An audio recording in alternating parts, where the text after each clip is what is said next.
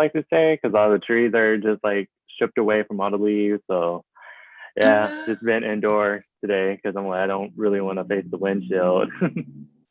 yeah, I hear ya. Wind chill gets pretty awful out in the Midwest, doesn't it? Yeah, I live not that far from the lake, so that's what I'm thinking. Like maybe the lake is kind of like giving us the wind and just need a new change in scenery. But yeah, I mean, good. How's everyone here? Hey, Bridget.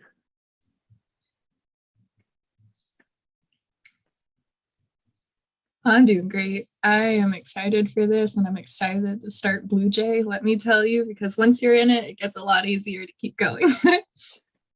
How's everyone else doing? See my panelists.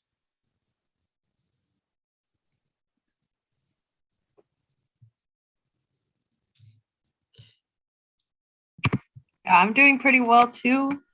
Char, is it really windy up there as well? You know what? It's actually beautiful today, which is such a massive change. Yesterday we were dealing with the what do you call it? A weather cyclone, a cyclone bomb, and we had just torrential rain. And today it's beautiful with blue skies.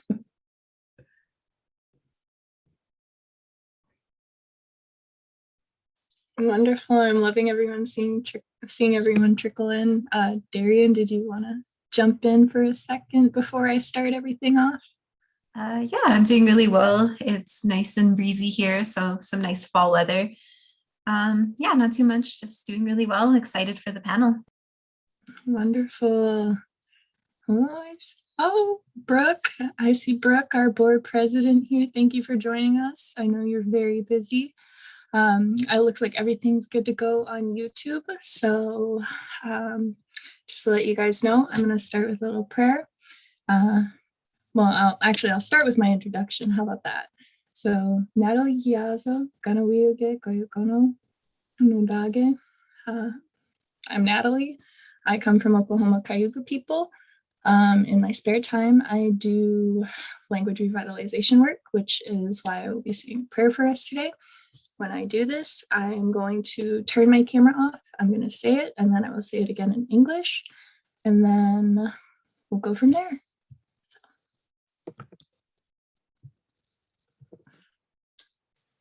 Smakweko, Swadosio, Snagaya Waka. Dedwadanahonyo ne Ongwasoa. Dedwadanahonyo ne Etinoha Uwajade. Dedwadanahonyo ne Hadaweno Rage, Onogwatra ni.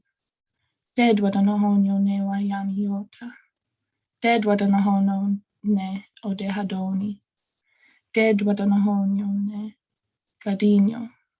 Dedwadanahonyo ne Onegaonyo. Dedwadanahonyo ne Gyoheko. Dedwadanahonyo ne Deyowawenye. Deyatanahonyo ne Etisot Hanaweno Dagies. Deswadanahonyo ne Serwagia Edeka Kakwi Kwa Gies. Deyatanahonyo ne Etisot Asoheka Ethni Dagies. Deyatanahonyo ne Ojisodasia. Deyatanahonyo ne Gie Niowedage Hadiona Gehon. Deswadanahonyo ne Songwaidiso. Danuto Nagakweni Ike Akai Gedak Ganohonyok. Danuto. Everyone listen for a little while. The people we greet each other. We will give thanks to our mother the earth. We will give thanks to the weeds and the medicines. We will give thanks to the hanging fruits. We will give thanks to the trees. We will give thanks to the animals. We will give thanks to our waters. We will give thanks to our sustenance. We will give thanks to the stirring winds. We will give thanks to our grandfathers, the thunders. We give thanks to him, our elder brother, the sun. We will give thanks to our grandmother moon, and we will give thanks to the stars. We will give thanks to the four heavenly beings, and we will give thanks to him, our creator.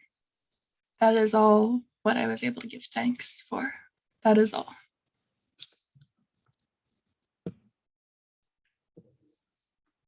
Okay, thank you, everyone. So like I said, my name is Natalie. I work here at NIF at Na Ilhi Fund. I do a lot of paperwork, but this year I'm also doing Blue Jay. And I'm really thankful to be here on day 2 of that. This is our autumn event we put on every year for arts and culture, community, and connection. This year, because of the ongoing pandemic, we are making it into an online festival with several panels and several storytellers. We host on Zoom and then we stream sometimes on YouTube Live. Tomorrow at this time, we're going to have a beater social. And then on Thursday, a panel kind of similar to this one, but more so with our food sovereignty grantees. If you need any more info, I will post a little link to the schedule in our chat box. And then we also have an event sponsor for the first time. So thank you, Seattle Foundation, for helping us put on this event. I'm going to pass it to Cece now. And we're off.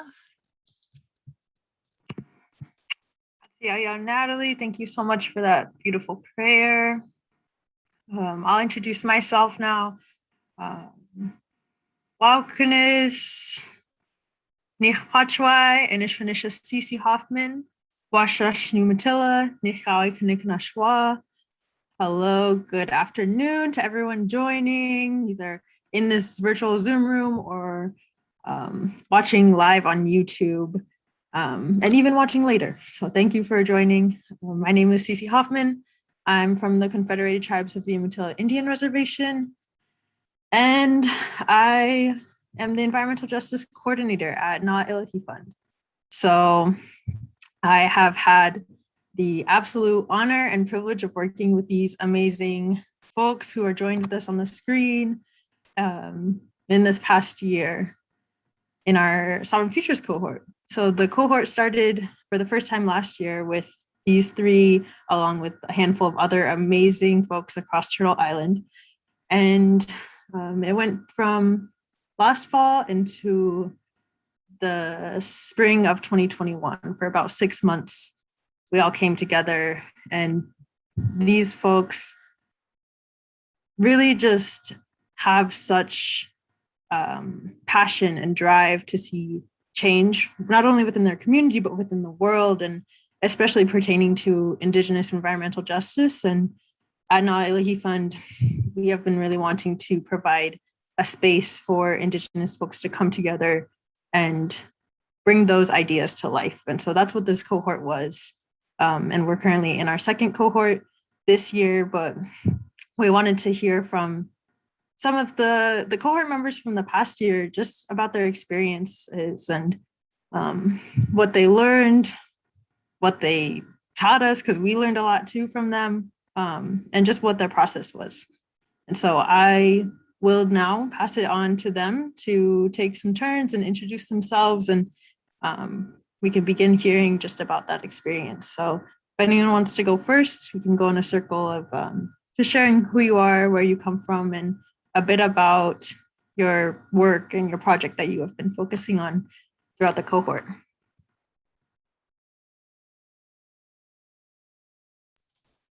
I can go ahead and go first. Yate she Darian Benali Nishne, Klazafana Nishle, Dona Kaidina Abashichin, Tachini Dashache, Dots in a Vanilla Dashanella. Hello, everyone. My name is Darian Benali. I reside in Flagstaff, Arizona, which is in northern Arizona. I am Dina or Navajo from the Navajo Nation. My mother is from Tenalea, Arizona, and I was born and raised here in Flagstaff, Arizona. So it's a bit about myself. I am currently a program associate for the Colorado Plateau Foundation down here in Arizona. And the project that I worked on with Na Ilhi Fund and the Sovereign Futures Cohort was focused on community gardening.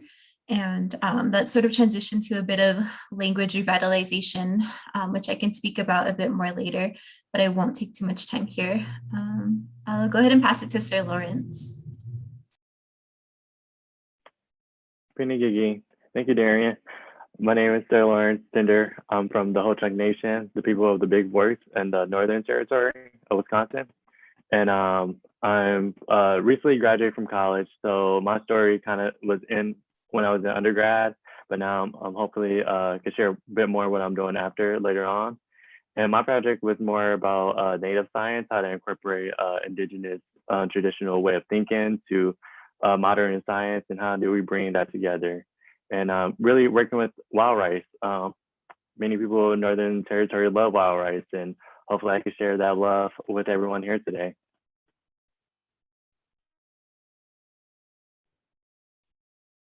Hasquile, Charlene Queen Sna, Tinat Chen, Hamulchison, Ochameo, Squamish Chin, Snaimoch Chin. Good afternoon, everyone. My name is Charlene Seward. I'm a member of the Squamish Nation with close ancestral ties to the Nanaimo Nation, and I'm located in Vancouver, BC. I come from Hamulchison, which is our reserve here in North Vancouver, and I'm so grateful to be here with everyone today and to see my fellow cohort members. It's so wonderful. The project that I brought to Sovereign Futures was a community garden or a decentralized garden project, and I'm really excited to talk a little bit more about it and all of the changes that have happened since Sovereign Futures. Heichka.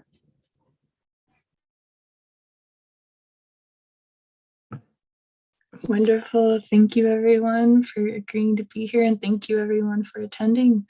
Thank you, everyone, for watching. I'll go ahead and start us off with the first question. So what brought you to Sovereign Futures Cohort? What were your first experiences?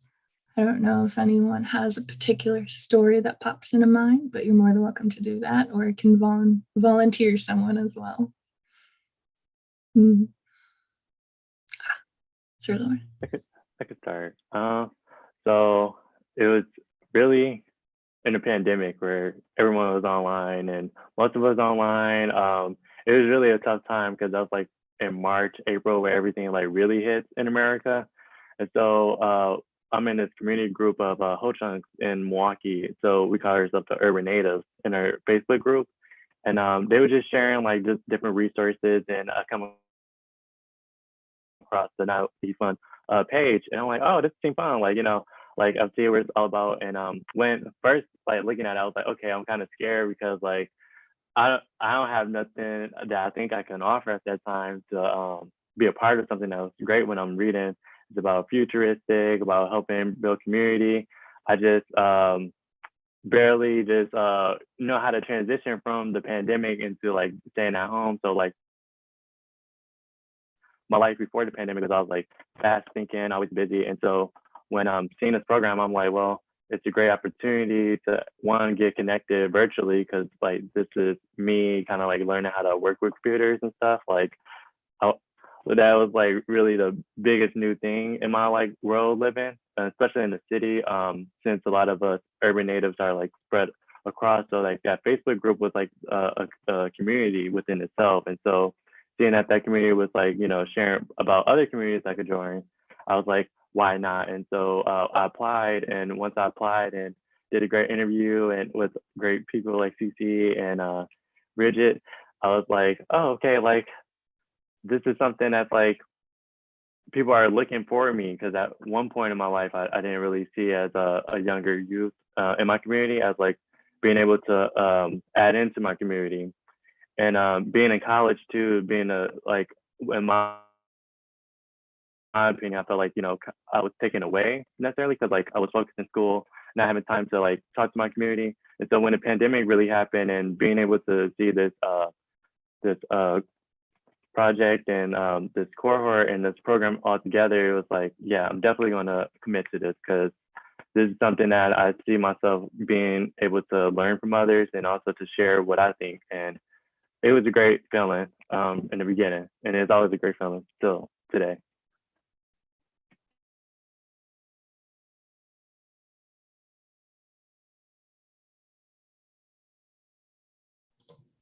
I think the biggest draw for me with Sovereign Futures Cohort, it was pretty much similar to Sir Lawrence's experience. Being in the pandemic situation, everything was shut down, all the opportunities were suddenly just dried up. And I was recently a college graduate that past fall, and I didn't know what to do. Down here in Flagstaff, the job market is so scarce. I was just sort of having an existential crisis. I was like, what am I going to do? And I tried to work for a few different places, and it was totally just the experience where, you think you're going to do all these great things as a college graduate. You're so motivated. You have so many ideas. And along the way, things are just so institutionalized, and they're like, hey, things don't really work like that, or we don't have the right signatures, or, there's so many hurdles to jump through. So the Sovereign Futures cohort sort of popped up at a really serendipitous moment for myself. And the biggest draw was just that we would learn the practical hands-on skills to sort of help work on this transformation for our communities. That we would, have a sort of support team that was willing and ready to help us mobilize our communities, get these ideas off the ground. And some of these ideas, I shelved until after school because school kept me so busy. And I had no idea how I was actually going to accomplish it, especially with the way things were happening in my community. I just was not finding the right folks who, were driven to be able to do this, and really the monetary support behind these projects. The funders weren't really looking at small scale projects like these. So with Sovereign Futures, I think that was the biggest draw. And then getting into the cohort, just, being connected to so many incredible leaders in our different communities throughout the US. It was really, really transformational for myself. And it was really motivating again. I was always told by folks that I was a leader and I could be a leader and do this change, but I didn't really believe it. I was like, oh, okay, I'm too burned out for that. But getting into the cohort, and we had a space to really share our ideas, to workshop our ideas, and to motivate each other was, one of the best experiences with Sovereign Futures.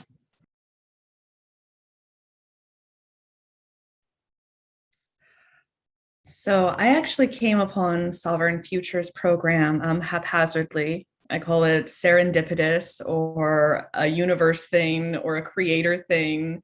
I don't know how you put it. But for me, I was scrolling through Facebook. I'd been working in the reconciliation field for almost a decade, hosting workshops and dialogue on reconciliation here in Canada. And had always kind of wanted to move into food sovereignty work. I knew that those were my next steps, that's kind of where I was working towards, but wasn't really sure how to make that leap. And then the Sovereign Futures notice or popped up on my Facebook feed. And I, kind of looked into the organization, applied, was really hopeful, but unsure. And those first few meetings, the interview itself, the intake process, really helped me see that Na'ilahi is an organization that I wanted to work with. Everything was done in such a decolonized and culturally safe way that it felt easy.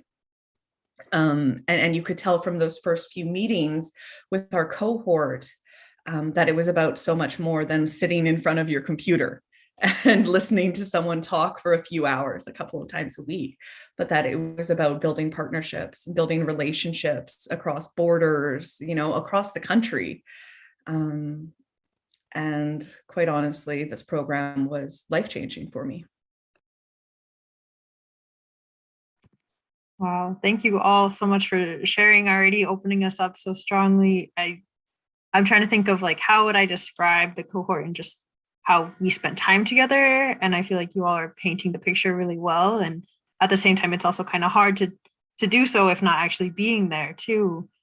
I'm curious if you can share of any big important moments or even aha moments that came up across the 6 months in the process for you, to give a little bit more insight of what the cohort experience was like.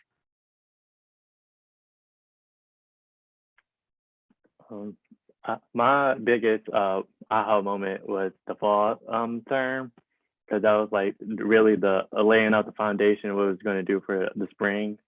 So just really learning just about where where we at as Native people. That was like something at 23 that like school was not going to teach me. Some of my elders were scared to share certain stories with me.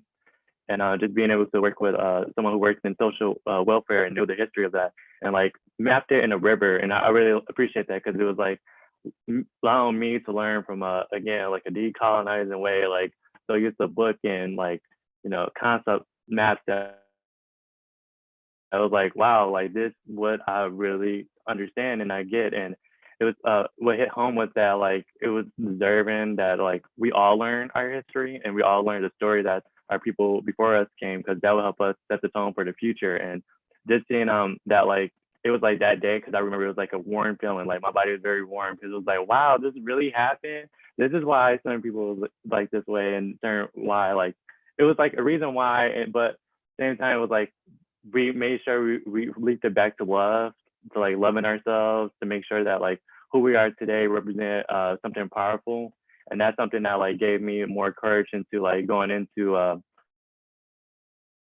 the program and the funding because of me, of my background, Ho Chunk and Black. So living in the city, I'm always faced with like this change of tone of like, oh, you're not a real Native, or oh, you're all Black. But being open and being in this cohort, I felt very connected. Like no one made me feel no different. We were just all part of the shade to the rainbow, and I just really appreciate that. Like my grandmother said, the corns come in different colors: red, yellow, white, and black. And so that what this program really meant for me. And that my biggest aha moment was like just being able to learn the history and people willing to share just different point of views of their lives, and nothing was harmful for me or anything. And again, it was like that was like the like wow, I feel connected, and that's all I could say for right now.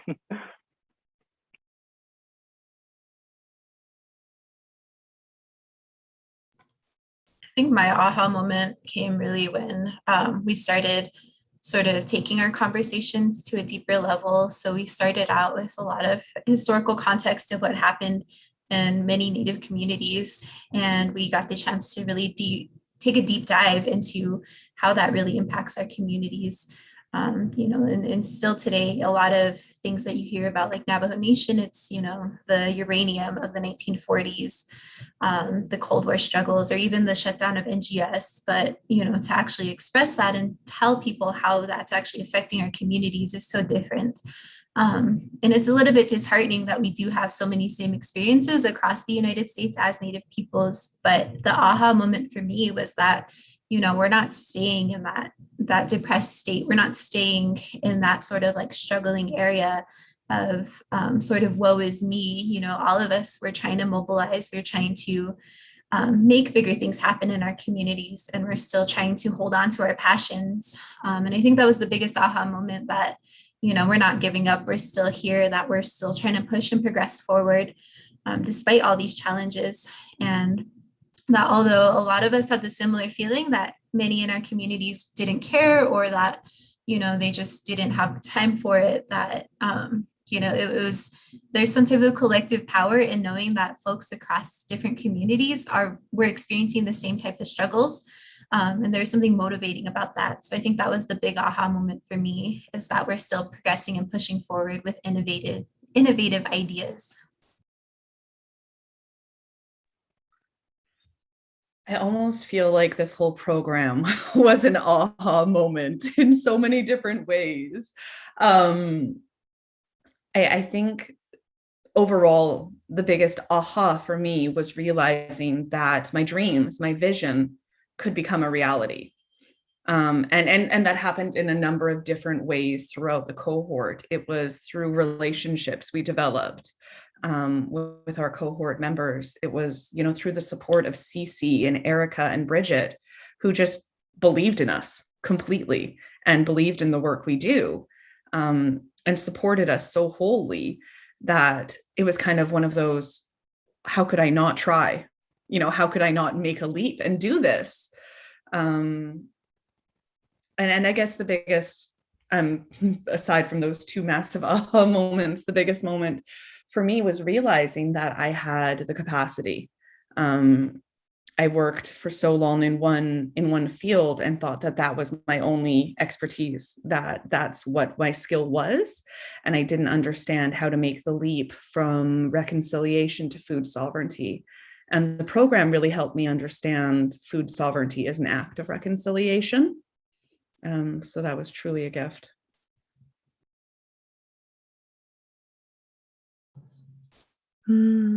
Wonderful. I'm really glad you could join us today, Bridget, even though you're a little under the weather. Those who didn't catch that, Bridget actually helped build relationships together in Sovereign Futures Cohort in the first one. So thank you. I heard Darian talk earlier about investment. There was a little bit about investment and funding. Can you talk more about that, and just talking about it kind of in relation to what that helped you do, what it helped you overcome?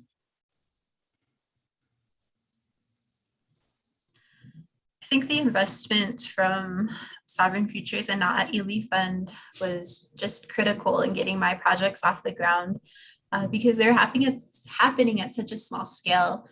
Because so many folks in my community just really weren't paying attention to what we were doing. The nonprofit that I volunteered with for so many years, they told me that they don't take on small grants, that they aren't interested in hiring, that they were fine just as is, operating in the status quo. And to me, that was a big challenge, because we would host events and folks wouldn't show up. Or the knowledge was just such at an institutional level that it would really just, turn folks away from the opportunity to take part in these. And that, it was just kind of scaring community members away. So I think the way that I think of this question is really thinking about addressing systemic barriers, and thinking in it in the ways of I use the second portion of our funding to start a online Navajo Zoom class for folks who live off reservation. And with that, I just, out of, just the kindness of their heart, I found a Navajo teacher who was just willing to share her skills for no monetary compensation. She really just wanted to practice her own skills in teaching. She wanted to really just give back to the community. And what we did with the funding was we purchased a Zoom account. We purchased these different books that are written way back from the 40s and 50s. So that way we can have a better understanding of Navajo. And that really was a big challenge of accessing or getting access to that for community members, because it was at the community college, they were teaching Navajo classes, but per semester, it was, I think, $3,000 just for the course itself, not admin fees, nothing. I did not have that money laying around. A lot of folks did not have that money laying around. So, they institutionalized something that should really just be back and free for the people. So I kind of flipped that back on its head, just worked really hard to pull all this funding together. And thankfully, that barrier of limited access to Navajo class was kind of eliminated for, I think, 10 community members we have in our classes that show up consistently. So that was one challenge that I sort of addressed with the investment from the Ely Fund. And then the other was funding balcony gardening kits. So I was able to partner with the city of Flagstaff to purchase, I think it was 15 balcony gardening kits for families across the community. But that didn't include funding for soil, which if you need an organic soil, it's fairly pricey per bag. That didn't include funding for seeds, and that didn't include just general upkeep. So if they needed, pest control, pest management. So that was another way that I connected community members to things like organic gardening, and it really localized it for them. Most folks, they work a 9 to 5, and they have to take care of whoever's dependent on them. They have to cook dinner. So they weren't making it to community gardens as easily as we thought they would. So I was just like, hey, let's bring it to their balcony.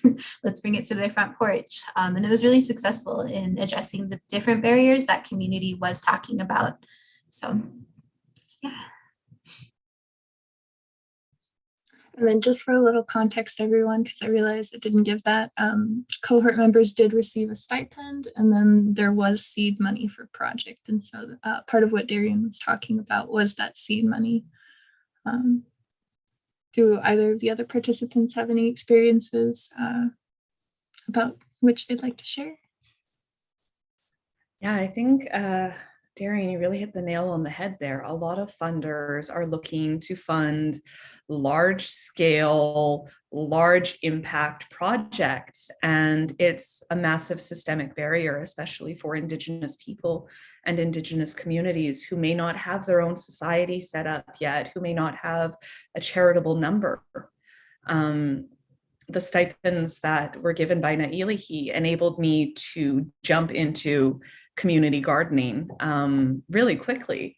That first stipend was enough to fund a few beds, and then the second stipend funded more beds. And then that seed money was able to build, gave us the capacity to build 30 garden beds in our community. And it has really, it's been a life-changing experience for me. Really reconnecting with the land myself and creating space for others to do so. So yeah, I hold my hands up to Nailihi for really operating in a decolonized way that enables us to be change makers, create change from wherever we're at in life.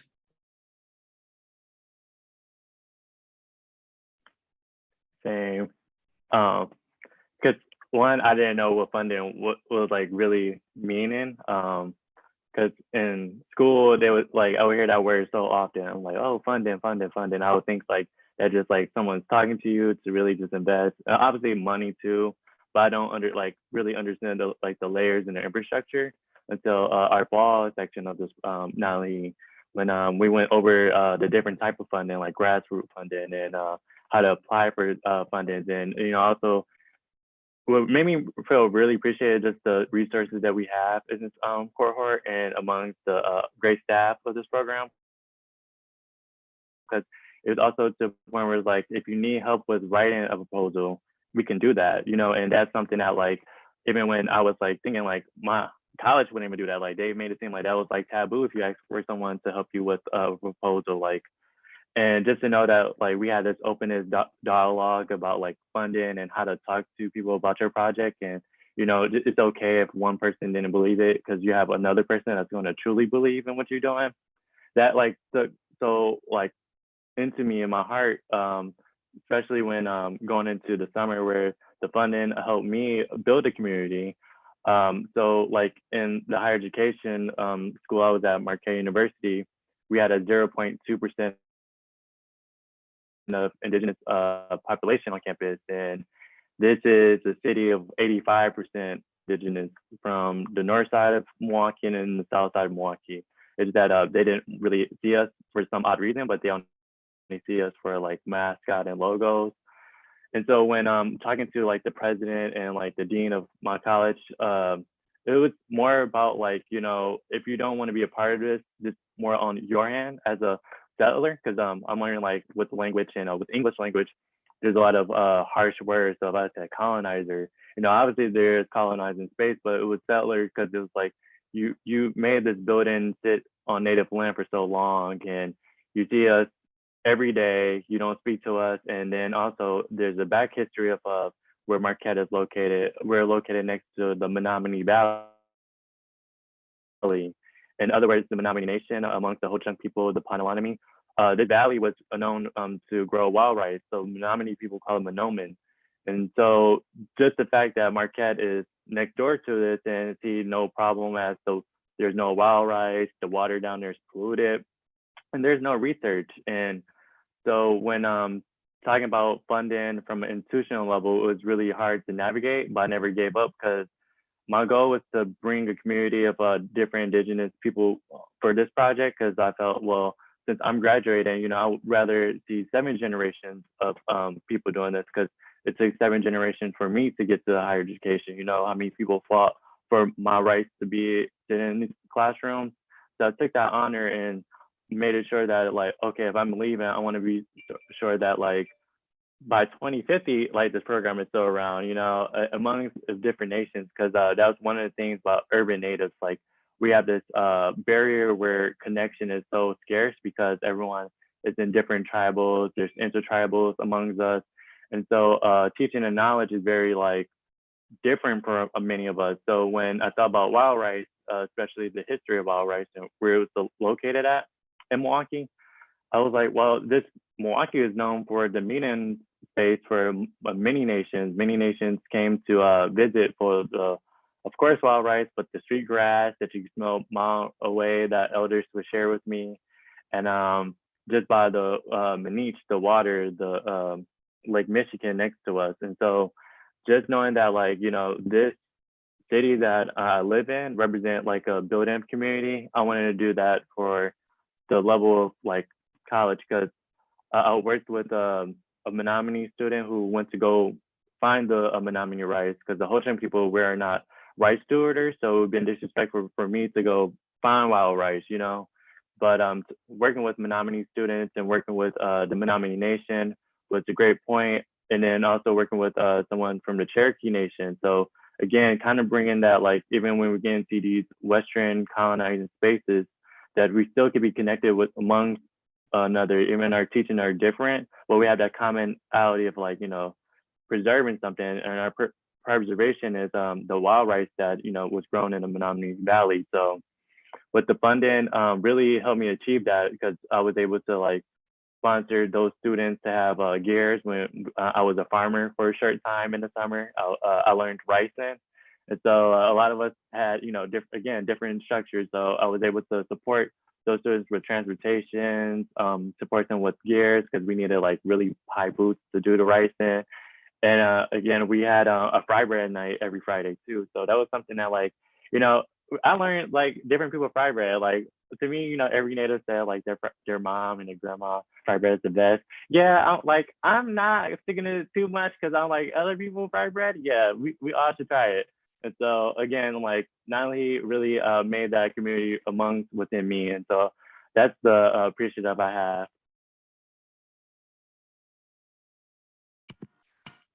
Thank you for sharing that, Sir Lawrence. I resonate with the fry bread and loving to try other people's fry breads. Although sometimes I feel like people are really stingy with sharing their recipes too. So I'm like, I just have to wait to eat it when you make it, and I'll respect it. You all touched a little bit on sort of how the work that you've been doing has in turn affected your communities, but I want to hear more about just specifically how your communities have been reacting to it, and any conversations that have come up, or just the responses from your community and your families in doing this work, and if there has been any ripple effects from it.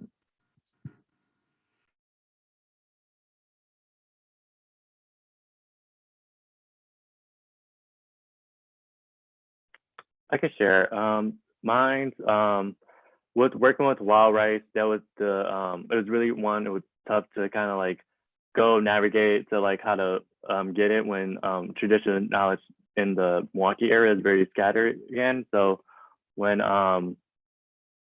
seeing that, like, the conversation that amongst like natives, like if you were to go talk to the elder, that elder would talk to someone else, that would talk to someone else. So it was like telephone in that line of like seeing that, okay, there's a youth at hand that's interested in this. How can we bring others? So it was like now seeing that, like, okay, there's people offering their grandkids or their sons or their nephews to come help us with the rice. And that made me see like, okay, like even if I talk to one person, like that shows that, like, word of mouth is powerful than social media, because before social media we had word of mouth. So it was just like that wow factor for me. And just seeing that from the institutional level, it was more of, okay, well, since we successfully did with, because the goal of the wild rice project was working with the GMO, and so with the conversation of GMO, that was like a really touchy conversation, because many people have a good concept of GMOs, and I could surely break that down. And for me, it comes from a background of again, survival. So a lot of us come from a long lineage of, like, colonization tried their best to conquer But for us who have multi identities, survival with our ancestors coming together. And so when looking at plants and fruits today, we want to think about our relatives of an apple. It will be a green apple. So if a green apple could survive its lifetime, we'll try its best to work with that green apple to give its DNA to the red apple. We wouldn't really try like red apple to a pumpkin. We try to stay close to its family. And so that's how I see it, like how my existence come around, that like the African Americans and Native Americans work so close together with all this colonization and oppression that like I was able to exist. And so when working with and sharing this story with elders to this level helps bring that understanding, because most of the time I would see a lot of science that's always hard and really stern about like what's this teaching. And so my community was more open to GMO in the conversation now that like storytelling was kind of beginning, because if I shared that one story, someone else might share that story with someone else. So when coming to talk to me, they had like this perception of what I was doing, then just like accusation of like, oh no, you're tainting the wild rice. It was more like, oh, someone's told me a little bit about it. Can you talk to me a little bit more? And seeing that like it was more interesting and intriguing, because before then my community again was like the pandemic, so everyone was not outside, and now Marquette became a very full vaccinated institution. They allowed I used to wear allowed because like Marquette has a lot of years of working with himself, but before that many of our community people would have gathered by the Potawatomi, because Marquette and Potawatomi casino is not that far from one another. It's just like literally a block away. So a lot of natives would go to the Potawatomi casino as like gathering spots. But now that we transition into what we do in the native science, into GMOs with wild rice, the space for natives to go to Marquette was like really open, where we had a lot of people come for our last week, 2 weeks ago, we had this Native American Heritage Month where a lot of my community members came just for the wild rice talk. And I was like, wow, like that kind of shocked me, because again, you'll never know just by sharing with one person how that one person could share your story, and it'll take like 10 people, and those 10 people will find you. So that's the ripple and effect that I saw so far of my project.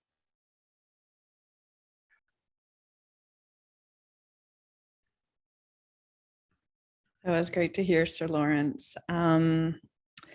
I found that my community was so open and welcoming to all of the ideas and willing to step in and support in any way necessary. It's been really heartwarming.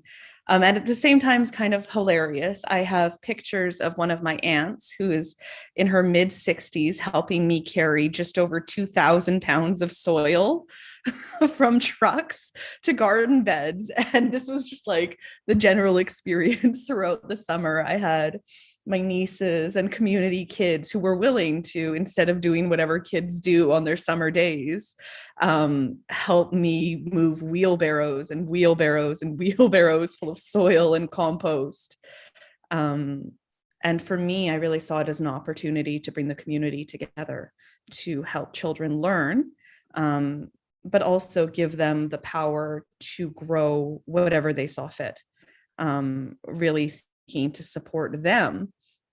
And it was very sweet. Some of the kids decided to only plant flowers. They had no interest in. Would you change anything, or like how would you? I guess maybe how would you change it for your specific community? Like, let's imagine, right? You could do this for your community members. What would you do for them? How would you make it yours?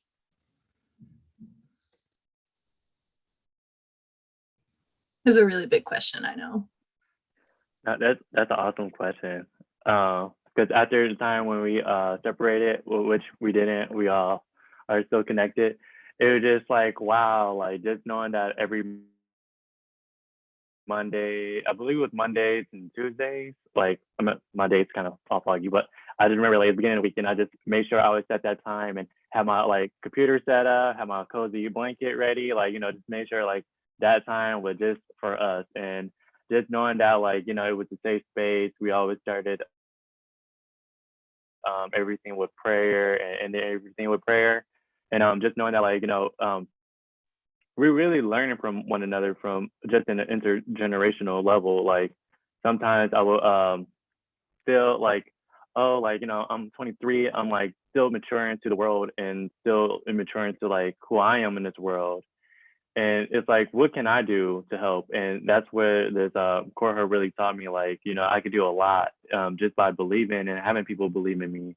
So I really took that, like, yeah, like that was it.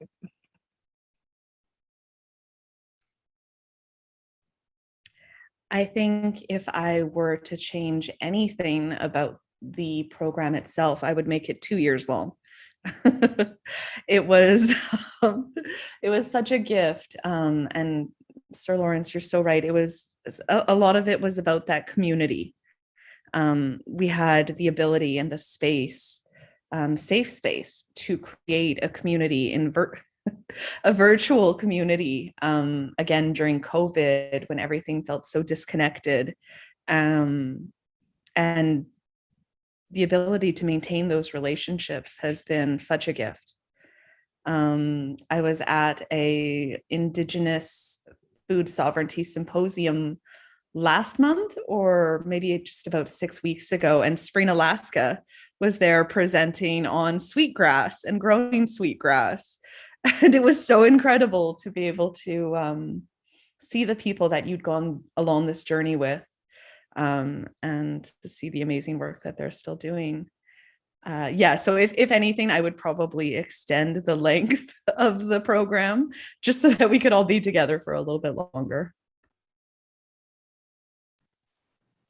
I think just an in-person gathering, I know that the COVID pandemic has really, disenfranchised us in that way, but I think that would have been the key to the puzzle to make everything stronger, would to be bring us together in person. So that's very wishful thinking there. Other than that, I wouldn't change too much because everything was just done very well. And we all sort of shaped it and molded it the way that we needed to fit for us. And a lot of that actually just came out of us kind of getting heart to hearts all the time, talking with one another on a deeper level, because you have to be doing such incredible work, such powerful work. You really have to express your emotions, express your frustrations or your joys. And it was done really well throughout the cohort. Yeah, thank you.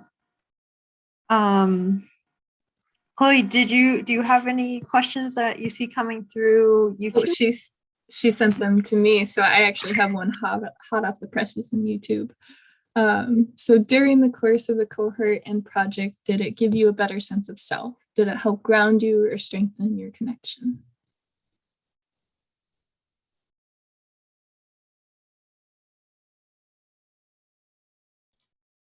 Yeah, I think it gave an incredible sense of grounding.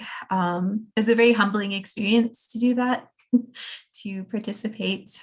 And it was just really transformational. I think, like I said, if you have to do this work, you really have to look inward and keep your motivation. It's not going to be external, it's not because you're chasing numbers or chasing a check. It's something that comes from deep within. And to be a part of this cohort and talk about that with like-minded individuals was the best thing. To know that you're not some crazy person asking for change, being ready to take on this change, because so often, doing this work in Native communities, you feel like the only person who's willing to do this work, and people are fine with the status quo. But to be able to talk to others who are like you, who are just as motivated as you, makes you not feel so crazy anymore and helps you, feel a greater connection, not only to your other fellow natives out there, but, to your purpose and to even sometimes your own creators, your own creation stories in the land that you're residing on, or the lands that you come from.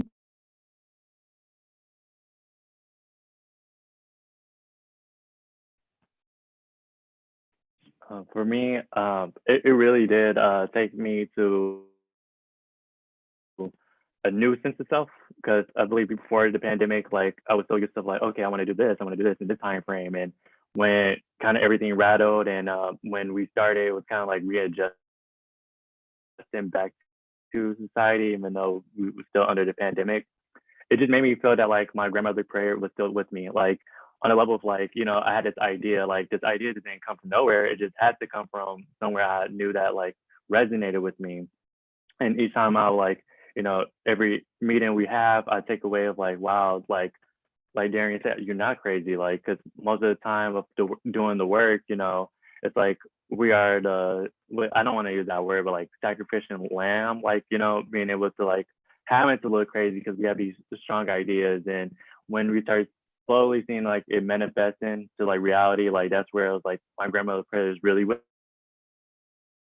me, because it was like, was I at the perfect timing to like come to this cohort? Was I at the perfect timing to just like on my way to winning college and get this done and stuff? And like getting to meet those people in rows and rows and impacting people's lives. And, just more of the more of the factor is like being connected to wild rice. Like if it was anything, it was like my connection to wild rice, where I'm like, my first relationship with wild rice was like, well, I know my gaga, like she cooked it a lot, like, that was that. But now I'm like, wow, this is like something that's like beyond cooking, because we love food, but it's like the story behind cooking. And now it's like we're in this time where we're making a new story. We're not changing no like old story. We're just creating a new story of what we're doing, and that kind of brings the inspiration of like how impassioned we are about what we're doing for our community. Because every time I would like get hard on myself, I'm like, oh, I could have made this meeting, or I should have done this today, or why hasn't this worked out? I would have to remind myself that like, you're at a right time to do what you're doing, and to be grateful that you're able to be mobile. Because sometimes, where like before then, I never checked in with my mind, my body, my spirit, or my emotions until this cohort, where I'm like, we all check in with everything. We actually like, are you burnt out? How are you emotionally? How spiritually? Like those are things I'm like, wow, those are the things that kind of really set to myself. So I really appreciate it. I think that the cohort, the project, the program definitely motivated me to be involved more in our local food systems. And it motivated me to have the conversations that were necessary to move my project along. I took time and sat with my elders and learned about our historical food systems, what they looked like, what was grown and where. And that was such a gift. And it was very grounding to realize that agriculture isn't necessarily a colonial act, I guess would be the simplest way to put it, but that it was a way to bring myself back to my community, back to my culture, and to give back, because I had received so much from both my community, my culture, my family. It was just an incredible opportunity to support them as well.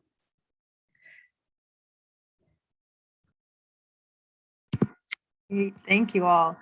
Looking at the time, we're almost up, and we have one last question, which is from one of our current cohort members from this year's Sovereign Futures cohort. And it's a great question. Thank you, Vero, for asking it. And I'll be sure to send this out to the rest of the cohort members who weren't able to watch this. But the question is, are there any insights or words of wisdom for making the most of the Sovereign Futures experience for this year's cohort members? I think I would say first and foremost, lean heavily into the Na'ilihi staff. They have so much wisdom. They have so much knowledge. You can ask pretty much any question, and they're there to support you, and they're there to walk through it with you. Whether it's grant writing or, if you're having a bad day, it's okay to, I think one of the most beautiful parts, the most beautiful pieces about this program was that you were invited to show up as yourself to every single gathering or meeting, that you weren't expected to put on a mask, but that authenticity was almost expected. So I would say, yeah, lean hard into them, ask them questions, delve into it, get to know all of their knowledge, and do your best to connect with your cohort, build those relationships.